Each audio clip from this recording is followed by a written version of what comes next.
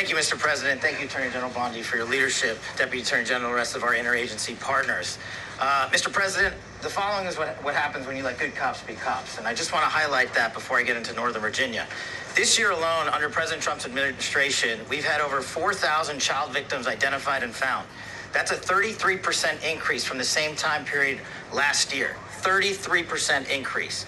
We've had a seizure of 1,500 kilograms of fentanyl up to this date. That is a 25% increase since the same time period last year.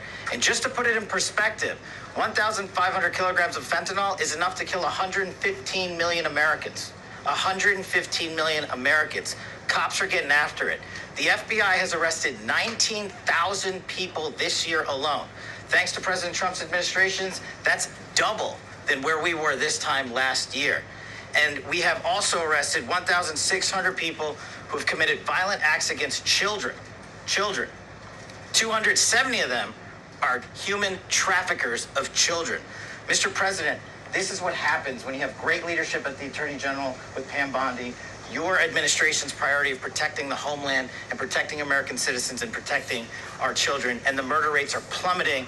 We are now able to report that the murder rate is on track to be the lowest in U.S. history, in modern recorded U.S. history, thanks to this team behind me and President Trump's priorities.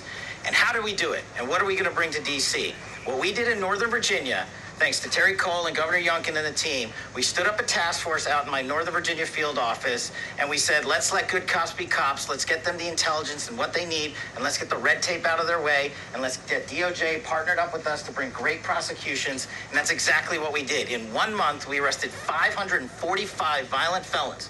545 in the state of Virginia, thanks to Governor Youngkin's partnership.